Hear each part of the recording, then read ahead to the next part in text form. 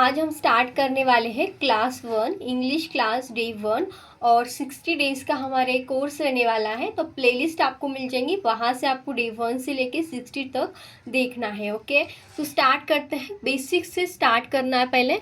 तो सबसे पहले समझते हैं सब्जेक्ट होता क्या है। ओके, पहले आप सब्जेक्ट समझो। सब्जेक्ट यानी काम करने वाला, काम करने वाला।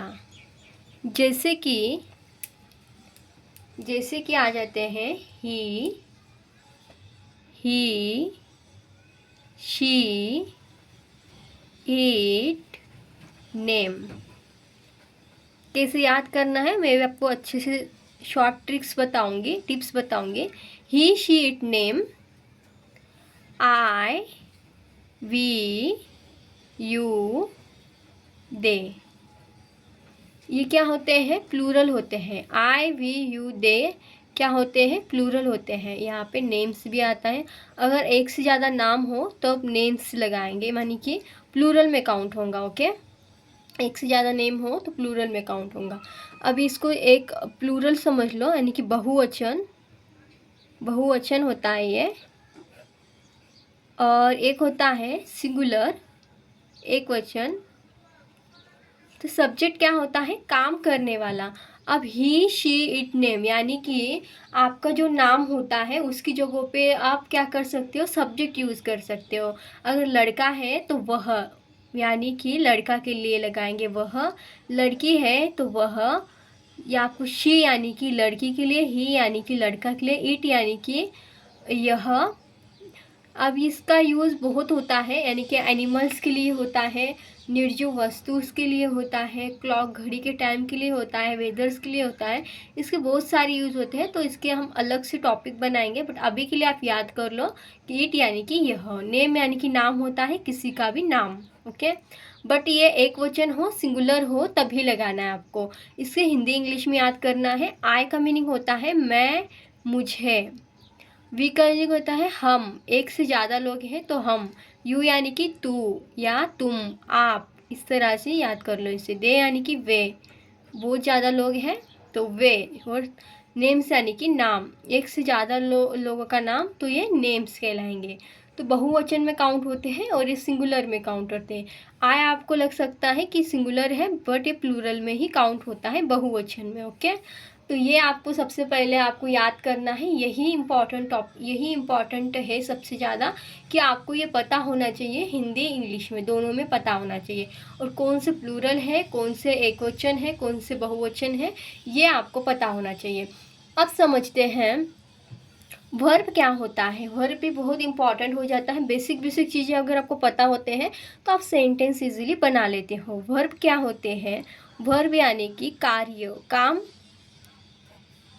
वर्ब यानी कि कार्य, तो सिंपल सा समझ लो आप इसे, काम। ओके, कार्य थोड़ा सा डिफिकल्ट लगेगा सुनने में, तो ये काम समझ लो। वर्ब यानी कि काम। कैसे? जैसे कि आना, जाना, ये क्या होता है? वर्ब होता है। आना, जाना, खाना, पीना, सोना, ये सब जो होते हैं ना, ये वर्ब होते हैं, काम होते हैं। अब वर्ब को आप इंग्लिश में कैसे कहें, कैसे होता है?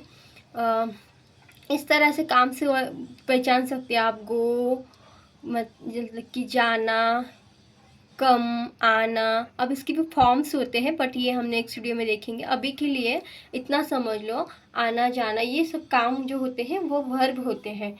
और जो काम करने वाला होता है ये सब सब्जेक्ट्स होते हैं, उनको सब्जेक्ट बोलते हैं इंग्लिश में, इनको वर्ब बोलते हैं। अब लास्ट वाला समझते हैं, फिर मैं आपको कुछ सेंटेंस बनाना सिखाऊंगी। अब हेल्पिंग वर्ब समझ लो। हेल्पिंग वर्ब यानी कि क्या होता है? हेल्पिंग वर्ब, हेल्पिंग वर्ब जो होते हैं वो सेंटेंस को जोड़ने का काम करते हैं, यानी कि सहायक क्रिया इसे बोलते हैं हिंदी में। अब समझो इसको क्या करना है। वाज, बहुत सारे होते हैं, मैं आपको कुछ मिनिमम बता रही हूँ। वाज, वर, और is, am, are, should, would, will, ये सब क्या होते हैं, हेल्पिंग वर्ब होते हैं। जैसे ये हो गए कैन, ये बहुत सारे होते हैं, इसकी लिस्ट होती है अलग से। तो अब आपको सेंटेंस बनाना है। फॉर एग्जांपल जैसे मैं जा सकता हूँ, जैसे मैं बता रही हूँ आपको, मैं जा सकता हूँ, मैं जा सकता हूँ, सकता हूँ, तो आप कैसे बनाएंगे, मैं जा सकता हूँ, आए सकता हूँ, आए ये क्या है, सब्जेक्ट है, तो आए लगाएंगे यहाँ पे। और सकता हूँ तो क्या आता है, कैन, कैन का मीनिंग होता है सकता है, सकती है, तो कैन, आई कैन गो यानी कि जाना, गो। अब कैसे आया ये, पहले तो आया सब्जेक्ट, अब स्ट्रक्चर समझ लो। पहले आया सब्जेक्ट, सब्जेक्ट में से कौन सा भी जब आपका अकॉर्डिंग टू सेंटेंस हम जा सकते हैं तो वी कैन गो आएगा, मैं जा सकता हूँ तो आई कैन गो आ रहा है, सब्जेक्ट आया। और फिर आपका आया सब्जेक्ट के बाद आपको क्या लगाना है, हेल्पिंग वर्ब, फिर लगाना है वर्ब। ओके, तो इस तरह से बनाए, लास्ट में काम आया, काम करने वाला आया, और ये जोड़ने वाला कैन आया। तो ये इस तरह से ये क्या बनता है, एक स्ट्रक्चर बन जाता है, एक फॉर्मूला बन जाता है। आपको सेंटेंस बनाना है तो इसे बना सकते हो। अब आगे आने वाले लेक्चर्स में बताऊंगी, बहुत सारे आपको स्ट्रक्चर याद करने पड़ते हैं टेंस के अकॉर्डिंग। तो टेंस आपको सीखना है तो आपको पहले बेसिक आना चाहिए। तो देखो बेसिक में क्या है, आपको पता होना चाहिए सब्जेक्ट किसे कहते हैं, प्लूरल कौन से होते हैं, बहुवचन कौन से होते हैं, अनेक वचन कौन से होते हैं, और वर्ब क्या होता है, वर्ब कैसे होते हैं, ये पता होना चाहिए। और फिर हेल्पिंग वर्ब भी पता होना चाहिए। फिर आपको कोई भी सेंटेंस बनाना सीख जाएंगे। टेंस बहुत इजी है, टेंस का आपको बेसिक से ही पहले आना चाहिए। अब कोई और सेंटेंस लेके मैं दिखाती हूँ आपको। मुझे जाना चाहिए, जैसे कि मुझे जाना चाहिए, मुझे जाना चाहिए, चाहिए। शुल्ड का मीनिंग होता है चाहिए, कैन का मीनिंग होता है सकता है, सकती है। ओके, कैन का मीनिंग होता है सकता है, इसका मीनिंग आपको बात याद होना चाहिए, सकता है, सकती है, सकते हैं। और शुल्ड का मीनिंग होता है चाहिए। तो आप क्या करेंगे, मुझे जाना चाहिए, तो शुल्ड होता है इसका मीनिंग। अब सब्जेक्ट पहले लगा लो आप, मुझे, आए, जाने को क्या बोलते हैं, गो, आए जाने को क्या बोलते हैं,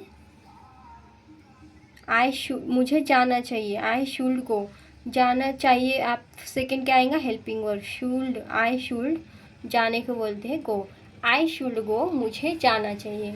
इस तरह से होता है। आपको ना क्या करना है, पहले सब्जेक्ट याद कर लो। ओके, 9 प्रकार के टोटल 9 सब्जेक्ट होते हैं।